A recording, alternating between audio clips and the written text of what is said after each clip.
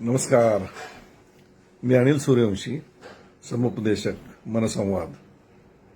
कसे आहात तुम्ही सगळे मित्रो? सध्या मे महिना चालू आहे. मे महिना म्हणजे सर्व शाळा कॉलेजेस यांच्या परीक्षांचा काळ, त्यांच्या रिझल्टचा काळ. त्यानंतर काही मुलांना वेगवेगळ्या ठिकाणी प्रवेश घ्यायचा असतो, त्याची गडबड. आणि त्याचबरोबर या मे एप्रिलमध्ये लग्नांचा सीझन सुरू असतो. आपल्या कुटुंबातील नातेवाईकातील कोणाच्या ना कोणाच्या घरी या महिन्यामध्ये लग्न असतंच, एक तरी लग्न असतं. आणि दरवर्षीच या पद्धतीने असतं. आता आपण लहानपणी शिकलो की पूर्वीच्या काळी आदी मानव जो आहे तो टोळ्याने राहायचा. त्याच्या अंगावर कपडे नसायचे, ते झाडांची पानं वगैरे लावून फिरायचा आणि टोळ्यांनी एकत्र राहून रोज वेगवेगळ्या ठिकाणी भटकंती करून तो त्याचं जीवन जगत होता. हे असं आदिमानवापासूनच्या काळापासून बरेच वर्ष चालू होतं. जवळजवळ 4350 वर्षापूर्वीपर्यंत मानव हा भटकंतीच करत होता आणि त्यानंतर तो एका जागी स्थिर झाला आणि जगभरामध्ये लग्न संस्थेला सुरुवात झाली. लग्नाची परंपरा किंवा संस्कृती सुरू झाली. त्यानंतरच्या काळामध्ये लग्न घडत गेली. लग्न कशासाठी करायची, लग्न का करायचं, तर आपली वंश परंपरा जपली पाहिजे. त्यासाठी आपली जी प्रॉपर्टी आहे, जे काय आहे ते आपल्या मुलाला किंवा मुलीला मिळालं पाहिजे, यासाठी ती सुरुवातीचा तो विचार असा होता.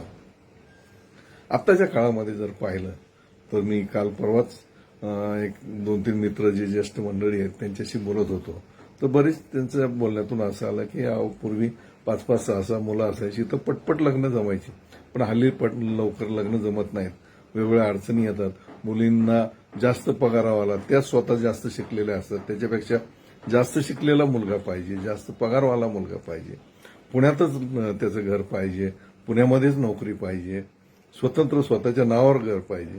अशा सगळ्या विविध अडचणी, मुलांच्या काय मुलींच्या काय, मग दिसायला अमुक अशाच पद्धतीचं पाहिजे, उंचीच्या बाबतीत अडचणी असतात.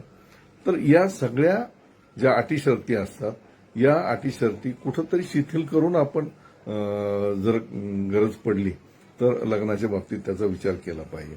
पण तसं घडताना दिसत नाही आणि त्यामुळं बऱ्याच ठिकाणी लग्नाचं वय निघून गेलेली मुलं दिसतात आणि त्या गोष्टीकडे दुर्लक्ष होत चाललेलं दिसते.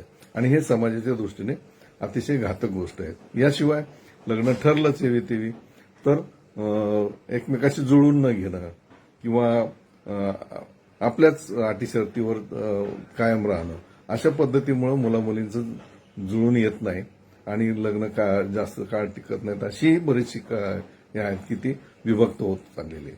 तर ही सुद्धा परिस्थिती समाजाच्या दृष्टीने अयोग्य आहे.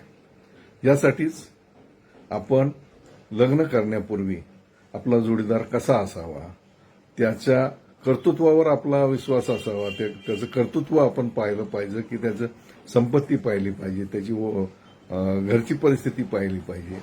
म्हणजे आर्थिक गोष्टी पाहण्यापेक्षा त्याचं कर्तृत्व पाहणं महत्वाचं आहे का, त्याचा स्वभाव पाहणं महत्वाचं आहे का, त्याला काही आजार आहेत का, शारीरिकदृष्ट्या तो सक्षम आहे का, नंतर त्यांच्या एकंदर कुटुंबाचे स्वभाव कसे आहेत, या बाबतीतची पडताळणी करणं गरजेचं आहे. आणि याचसाठी विवाहपूर्व आणि विवाहोत्तर अशा जी कार्यशाळा असते की त्या कार्यशाळेला मुलांना आणि त्या मुलांच्या आईवडिलांनी जाणं गरजेचं आहे.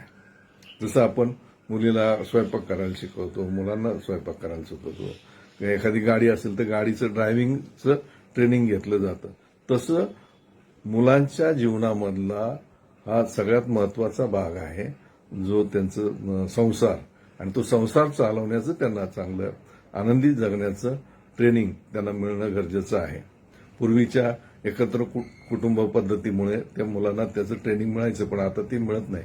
त्यासाठी ही अशी workshop, pre marital, post marital असे वर्कशॉपला अटेंड करणं त्या मुलांनी आणि त्यांच्या आईवडिलांनी फार गरजेचं आहे. यासाठीच मनसंवाद तुमच्यासाठी असा एक वर्कशॉप घेऊन येत आहे. त्याबाबतचे सगळे डिटेल्स आपल्याला लवकरच सांगण्यात येतील. थँक्यू.